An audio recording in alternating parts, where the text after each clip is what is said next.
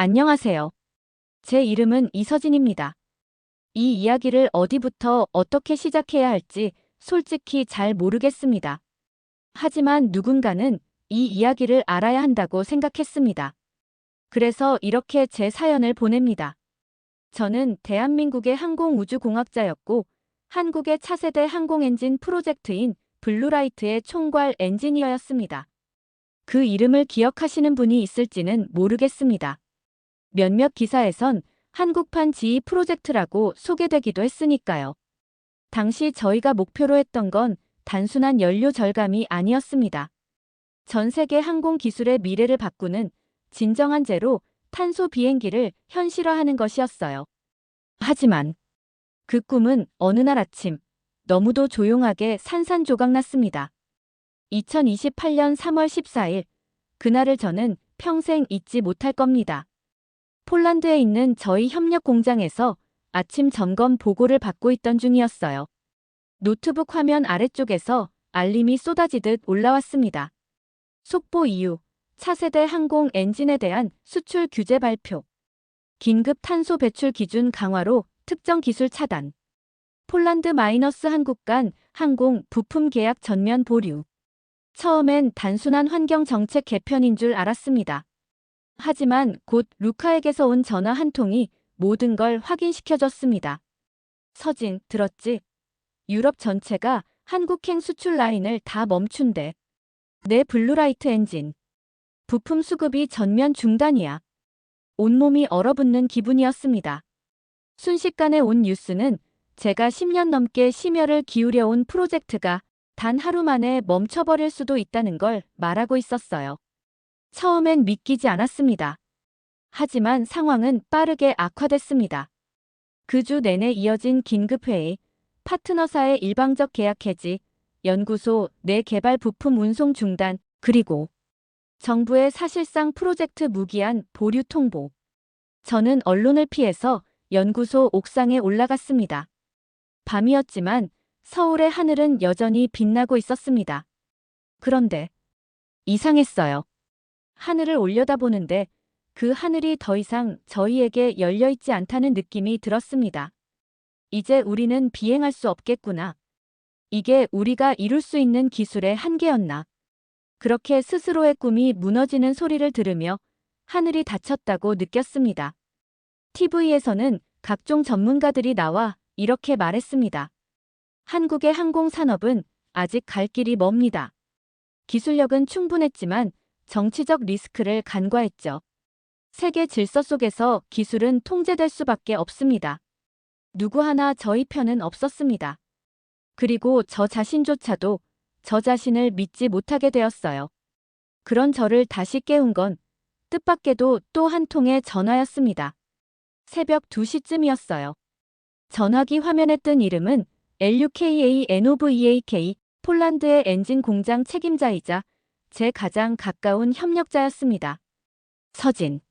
자고 있었어? 아니, 그냥 하늘 보고 있었어. 나도. 한참을 말없이 있던 그가 갑자기 이런 말을 하더군요. 우리가 하늘을 닫은 게 아니야. 그냥 아직 새로운 하늘을 못 만든 것뿐이야. 처음엔 무슨 말인지 이해가 안 됐어요. 뭐라고? 그러자 루카는 더 명확하게 말했습니다. 서진, 그 블루라이트 엔진이 아니라 완전히 새로운 비행 원리를 생각해 본 적 있어? 하늘을 복제하는 거야. 공기 흐름 자체를 만들어서 엔진 내부에 하늘을 집어넣는 거지. 솔직히 말하면 저는 그 말을 듣고 웃었습니다. 너무 비현실적인 이야기였거든요. 하지만 루카는 말했습니다. 너는 가능성을 계산하는 사람이잖아. 이건 미친 상상 같지만 지금 우리가 가진 유일한 출구일지도 몰라. 그 순간 제 안에서 어떤 작은 불씨가 피어오르기 시작했습니다. 정말 미친 아이디어일지도 모르지만 저는 그런 미친 아이디어를 믿고 여기까지 왔던 사람이니까요. 그날 밤 저는 블루라이트 프로젝트의 폴더를 접고 새로운 이름을 만든 폴더 하나를 제 바탕화면에 꺼내뒀습니다. A-GEROCONCEPT. 하늘이 필요 없는 비행. 공기가 없는 곳에서도 비행 가능한 엔진. 세상이 하늘을 닫았다면 우리는 하늘을 다시 만들어야 한다. 이건 그저 한 사람의 고백일 수 있지만 누군가에겐 시작점이 될 수 있다고 믿습니다. 절박함은 때때로 사람을 미치게 만들죠. 그런데 저는 그 미침이 이론이 되는 걸 직접 겪었습니다. A-GERO 프로젝트의 시작은 말 그대로 불가능을 설계하는 일이었습니다. 사실 루카의 제안을 처음 들었을 땐 단순한 위로라고 생각했어요. 하늘을 만들자니 그게 말이 되는 소립니까? 하지만 웃긴 건요. 그 말도 안 되는 아이디어를 며칠 동안 머릿속에서 지워지지 않았다는 거예요. 루카와 통화한 그날 이후 저는 밤을 새워 논문을 찾아 읽었습니다. 항공역학, 유체물리학, 플라즈마 추진 시스템, 인공기체 생성 메커니즘. 말도 안 되는 조합이지만 저는 그걸 머릿속에서 붙이고 자르고 뒤틀고 있었어요. 정상적인 비행이 안 된다면 비정상적인 방식으로라도 날아야 한다. 그래서 저는 조용히 연락을 돌렸습니다. 한때 함께 일했지만 프로젝트 해체 이후 각자의 자리로 흩어진 엔지니어들. 그들 중 딱 7명이 제 연락에 응답했고 그중 5명은 아무런 조건 없이 합류를 결심했습니다. 나머지 2명은 처음엔 망설이다 결국 말했습니다. 서진 선배, 저희가 그 미친 실험에 들어가면 다시는 돌아올 수 없을 수도 있어요. 그래도 괜찮아요. 그 말이 너무 무거웠고 그래서 더욱 고마웠습니다. 저희는 판교의 한 낡은 연구동을 빌려 비공식 실험실을 만들었습니다. 그곳이 바로 A-GERO의 출발점이었습니다. 이론의 첫 문장, 실험의 첫 실패. 기존의 제트 엔진은 외부에서 공기를 흡입해 연료와 섞고 폭발로 추력을 얻는 방식입니다. 하지만 우리는 공기 자체를 엔진 내부에서 생성하거나 극한의 미세대기에서 이온을 추출해 추력을 만들어야 했습니다. 즉, 외부 공기 의존도 제로. 그래서 이름도 A-GERO ATMOSPHER이 지로 엔전이었죠. 처음 시도한 건 이온화 가열 시스템이었습니다. 고압 전류를 이용해 수분과 공기 중 입자를 고속 이온화한 뒤 플라즈마화해서 추진력을 만드는 방식이었죠.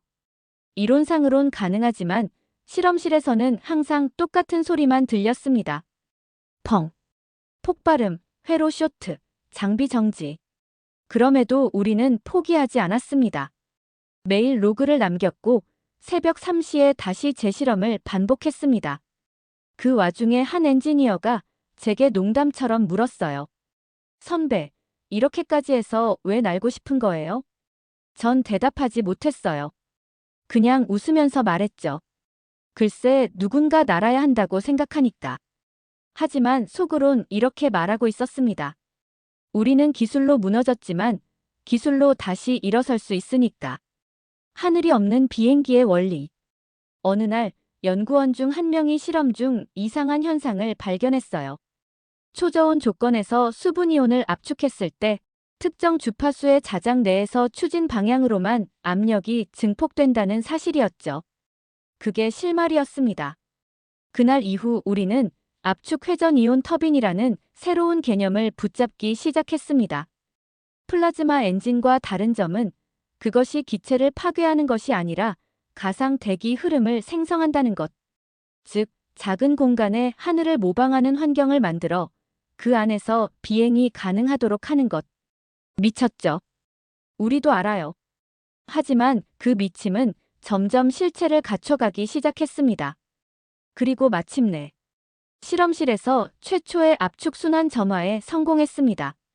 작은 실험용 터빈이 휘잉하며 돌아가던 그 순간 아무 말도 하지 못했어요. 진짜 아무도. 우리 모두가 서로의 눈을 보며 이렇게 느끼고 있었으니까요. 우리가 만든 거야. 하늘 없이 하늘을 만든 거야. 연구실 벽에 붙인 종이 한 장. 그리고 그날 밤 저는 연구실 벽에 큰 종이 하나를 붙였습니다. 그 위에 굵은 매직으로 적었습니다. 절박함이 이론을 낳는다. 미침이 원리를 낳는다. 우리는 하늘을 만드는 중이다.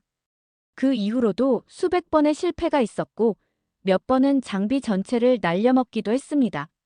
하지만 매번 재조립했고 버린 코드에서 실마리를 찾았고 밤새워서 알고리즘을 다시 짰습니다. 정상은 우리에게 없었어요. 남들이 다 포기한 그 길을 우리는 정상적으로 포기하지 않기로 했습니다. 세상은 늘 변명을 만들고 우리는 늘 증명을 쌓습니다. 누군가는 저희에게 불가능을 부정한 죄가 있다고 했지만 우리는 단지 하늘이 한쪽 방향으로만 열리는 걸 거부했을 뿐입니다. A-G 이하로 엔진이 처음 점화됐을 때 저희 모두는 말이 없었습니다. 그 소리는 아주 작고 조용했지만 저희에겐 세상에서 가장 큰 울림이었어요. 마치 누군가가 닫힌 하늘 저편에서 조용히 노크한 것 같았죠. 압축순환이 안정적으로 유지되고 제로 연료 상태에서도 안정된 추력을 냈다는 건 기존 항공 역학의 일부를 다시 써야 한다는 뜻이기도 했습니다. 우리는 단순히 새로운 엔진을 만든 게 아니라 비행의 정의 자체를 바꾸는 문을 열고 있었던 거예요. 하지만 우리가 너무 들떠 있었던 걸까요? 정확히 5일 후 우리는 EU 환경위원회로부터 공식 통보를 받았습니다. 내용은 명확했죠. A-G 이하로 엔진은 승인되지 않은 추진 원리를 사용하고 있으며 국제환경 기준에 부적합하므로 실증 실험이 불가합니다. 환경 기준. 연료를 태우지도 않고 배기가스조차 없는데 저는 그 문장을 반복해서 읽었습니다. 그들의 진짜 메시지는 단 하나였어요. 너희가 만든 하늘은 우리가 승인하지 않는다. 그날 엔지니어 한 명이 노트북을 던져버렸습니다. 어떤 동료는 연구실 바닥에 주저앉아 울었고 한 사람은 제게 이렇게 말하더군요. 선배, 우리가 세상을 바꾸려고 했던 거였나요? 아니면 그냥 벽에다 날개 붙이고 있었던 걸까요? 저는 아무 대답도 하지 못했습니다. A-G 이하로는 현실이 되었지만 세상은 그 현실을 인정할 준비가 되어 있지 않았던 것 같았거든요. 아니면 인정하고 싶지 않았던 것일지도요. 그리고 그 무렵 폴란드에서 루카가 다시 연락을 해왔습니다. 그가 보낸 메시지엔 단 한 문장만 적혀 있었습니다. If they close the sky, fly outside of it. 하늘이 닫혔다면 하늘 바깥에서 날아라. 저는 전화를 걸었습니다. 무슨 말이야, 루카? 두바이 에어쇼가 곧 열려. 그건 국제공식 인증 영역 바깥이야. 비공식 시연이 가능하지. 그건 실험이 아니라 시위잖아. 그래. 그러니까 더 의미가 있지. 그건 허가받지 않은 진실을 보여주는 일이야. 그리고 루카는 마지막으로 말했습니다. 그들이 너희 하늘을 막았으면 넌 그들 하늘 밖에서 새로운 비행 지평을 열어야 해. 그날 밤 연구소 전체 회의가 소집됐습니다. 우린 깊은 고민에 빠졌죠.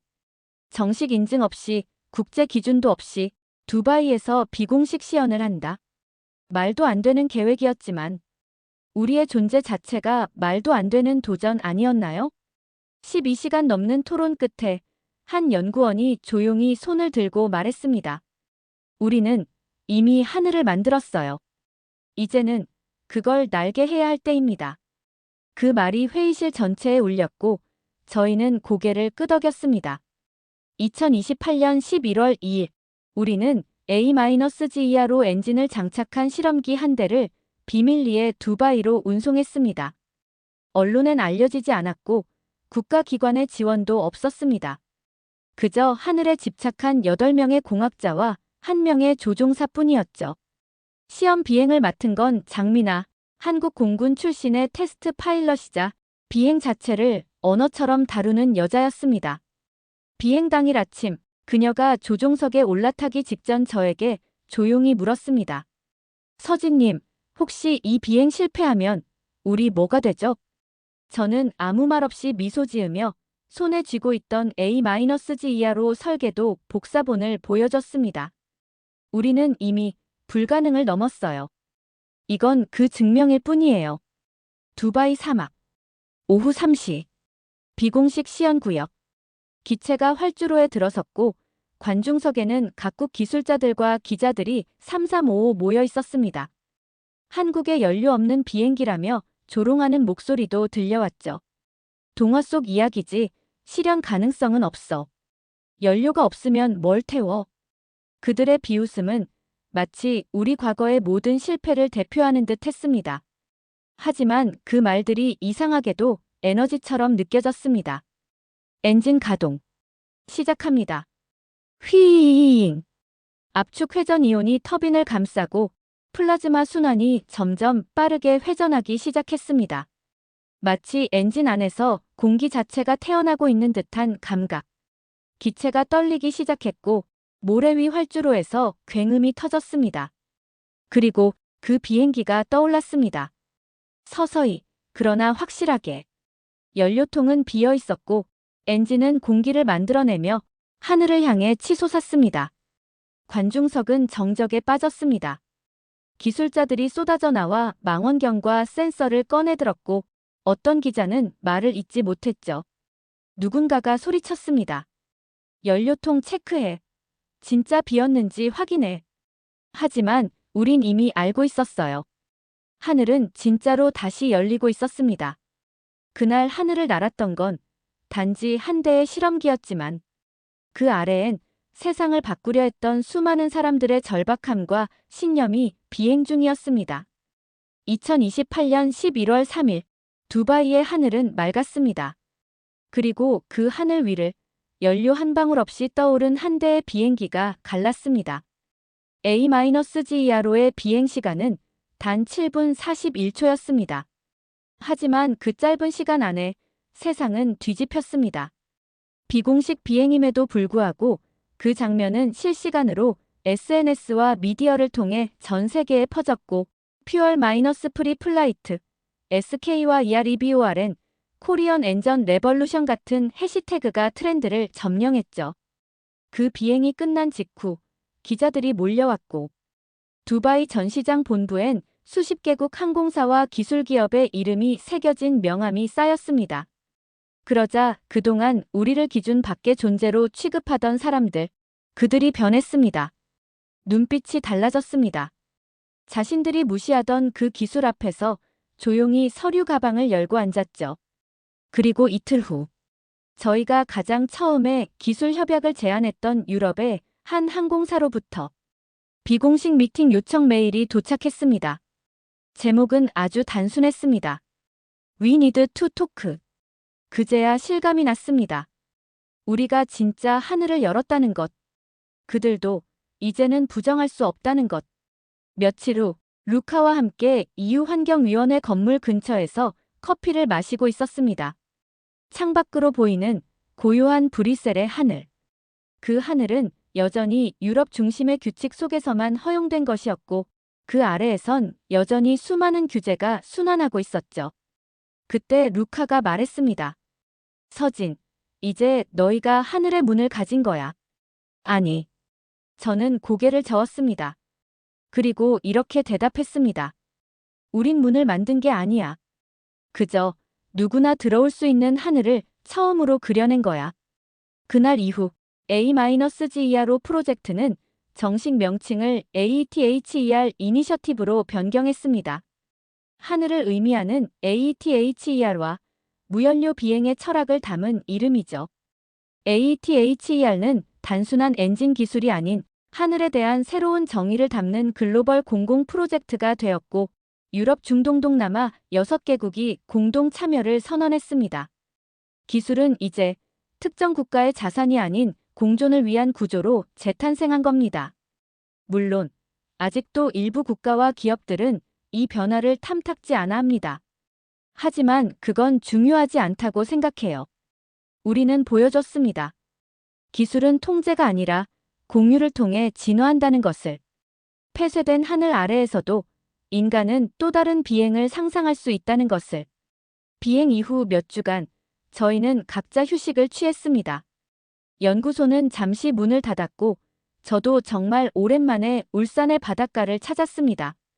그곳에서 저는 조용히 혼자 앉아 그날의 비행 영상을 다시 재생했습니다. 기체가 떠오르고 하늘을 향해 올라가던 장면. 그리고 그 위에 겹쳐진 관중들의 침묵. 그 순간 저는 알았습니다. 하늘은 결국 우리가 만든 것이었다는 걸. 며칠 뒤 루카에게서 짧은 메일이 하나 도착했습니다. 내용은 단 3줄. 하늘은 가진 자의 것이 아니라 만든 자의 것이다. 너희가 만든 하늘은 이제 세계의 기준이 되었다. 자랑스러워해, 서진. 저는 곧바로 답장을 썼습니다. 그리고 마지막 문장을 이렇게 남겼죠. 기술은 제재에서 태어나지 않는다. 기술은 절박함에서 자란다. 이 이야기를 여러분께 전하면서 저는 그날의 모든 순간을 다시 떠올렸습니다.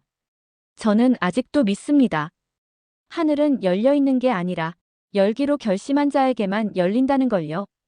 여러분은 어떻게 생각하시나요? 폐쇄된 하늘 앞에서 불가능에 도전했던 이서진의 선택, 그리고 그가 만들어낸 새로운 하늘의 정의. 여러분이라면 과연 같은 결정을 내릴 수 있었을까요? 댓글로 여러분의 생각을 꼭 들려주세요.